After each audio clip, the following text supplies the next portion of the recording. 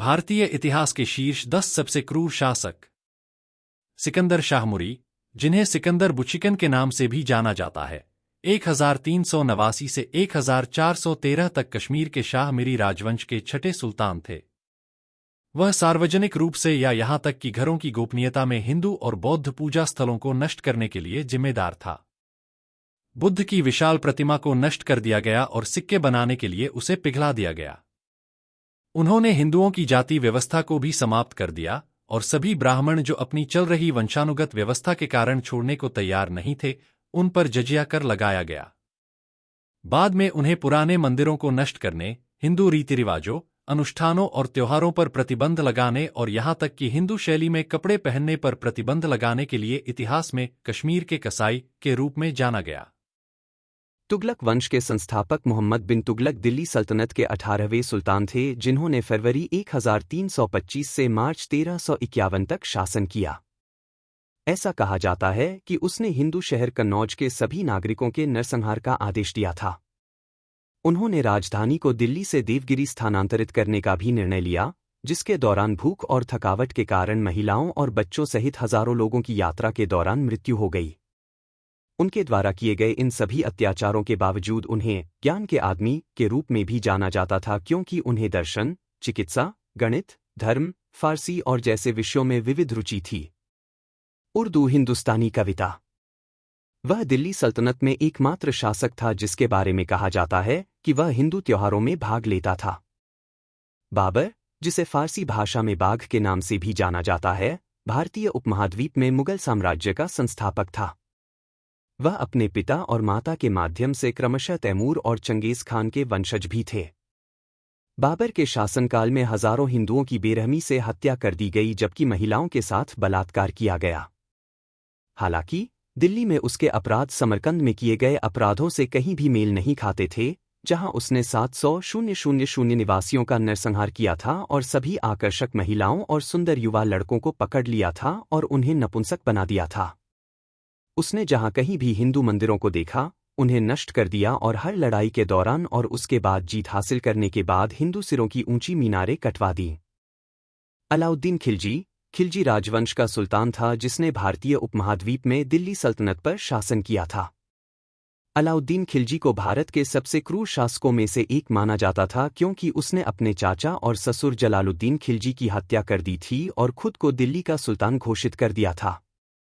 यदि यह पर्याप्त नहीं था, तो यह भी कहा जाता है कि उसने 50,000 हिंदुओं का नरसंहार किया था जिन्होंने उसके खिलाफ विद्रोह किया था। गियास-उद्दीन बलबन, जिसे संक्षेप में बलबा के नाम से भी जाना जाता है, दिल्ली के मामलुक राजवंश का 9वां सुल्तान था। बाल्कन रक्त और लोहे की नीति के लिए प्रसिद्ध था। इस नीति का तात्पर्य शत्रुओं के प्रति क्रूर होना, तलवारों का प्रयोग, कठोरता, सख्ती और खून बहाना था। इसने आतंकवाद, दुश्मनों और उन पर हिंसा करने के सभी प्रकार के तरीकों का उपयोग करने की अनुमति दी। इस नीति के कुछ उदाहरण हैं। 1. उन्होंने पराजित सेनापतियों को अयोध्या के द्वारों पर फांसी देने का आदेश दिया। 2. तुगरिल खान की हत्या के बाद उसने अपने सभी दोस्तों और विद्रोहियों को भी मारने का आदेश दिया। 3.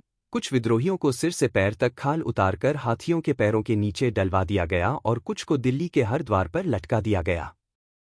अकबर, जिसे महान अकबर के नाम से जाना जाता है, तीसरा मुगल सम्राट था, जिसने 1556 से लेकर 1556 तक शासन किया।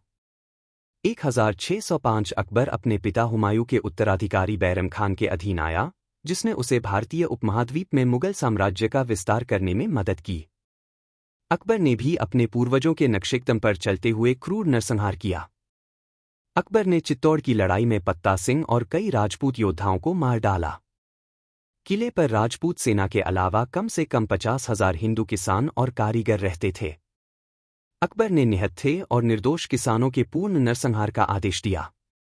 अकबर 40,000 निर्दोष हिंदुओं के नरसंहार के लिए भी जिम्मेदार था।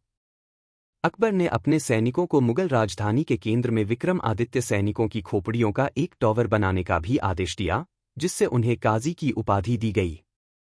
नूर उद्दीन मोहम्मद सलीम, जिन्हें जहांगीर के नाम से भी जाना जाता है, चौथे मुगल सम्राट थे जिन्होंने 1605 से 1627 में अपनी मृत्यु तक शासन किया।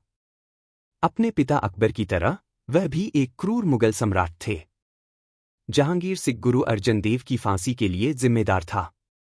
वह जैनियों के उत्पीड़न, उन्हें अपना देश छोड़ने और उनके मंदिरों को नष्ट करने के लिए भी जिम्मेदार था। उसने योगियों को बेदखल करने के लिए कई हिंदू मंदिरों और अपने लोगों को भी नष्ट कर दिया। वह जल्दी क्रोधित भी हो जाते थे और अपने किसी करीबी को भी भारी दंड दे देते थे। अशोक, जिसे अशोक महान के नाम से भी जाना जाता है, मौर्य साम्राज्य के भारतीय सम्राट और बिंदुसार के पुत्र थे। उसने लगभग संपूर्ण भारतीय उपमहाद्वीप पर शासन किया। वह आश्चर्यजनक रूप से एक सामान्य शासक से भी अधिक क्रूर शासक था। अशोक के राजा बनने से पहले उसने 4 साल तक खूनी गृह युद्ध लड़ा, जिसमें ऐसा प्रतीत होता है कि अशोक ने एक पुरुष ड्राइवर के कार्यालय परिवार को मार डाला था। बौद्ध पाठ में उल्लेख है कि उसने 99 सौतेले भाइयों की हत्या कर दी और केवल अपने पूर्ण भाई टिस्सा को छोड़ दिया। सैकड़ों वफादार अधिकारी भी मारे गए।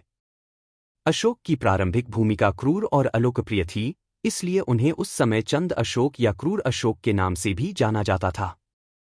कुछ वर्षों के बाद अशोक ने कलिंग पर आक्रमण किया। अशोक की मृत्यु से उसे सदमा लगा और कलिंग युद्ध का विनाश एक मिथक था।